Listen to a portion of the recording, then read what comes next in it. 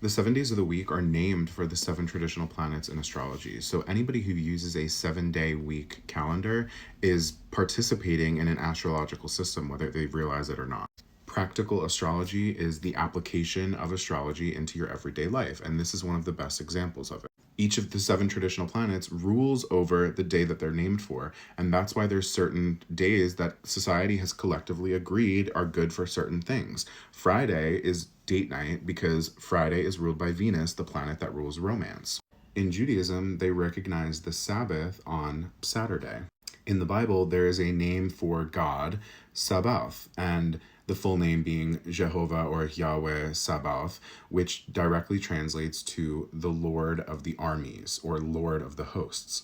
Saturn is the planet that rules over all military operations, spiritual and physical. Saturn also rules over the concept of rest, stopping everything you're doing in order to recover, as well as reflect. So the Sabbath, the day of rest, recovery, and reflection, happens on Saturday, the day ruled by Saturn. And in the non-Abrahamic context, Saturday is the first day of the weekend, the first day that most people, unless you work in the service industry or emergency services, have off from work after working all week. In Christianity, Sunday is referred to as the day of the Lord. In Christian astrology, Christ is represented by the sun, and so Christian worship happens on Sunday. Not only are the 7 days of the week assigned to the 7 traditional planets, but each of those days is broken down into 24 planetary hours, each of which is ruled by one of the 7 traditional planets. The first planetary hour of the day is ruled by the planet that rules that day. So the first planetary hour on Saturday is ruled by Saturn.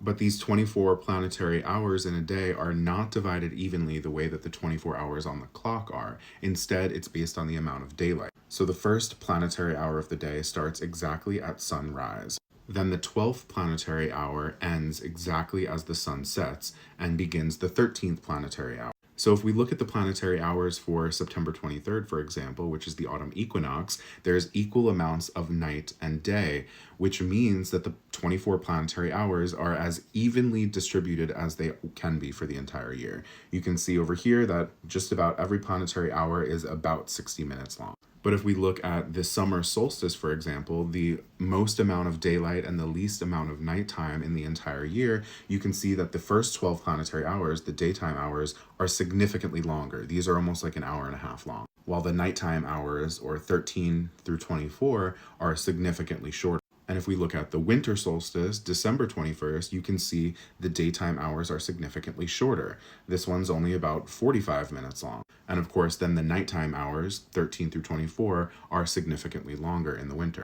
This app gives you the exact timing for all of the planetary hours, which change every day. So it's really, really useful. It even has a widget, so you don't have to open the app to see what planetary hour it is.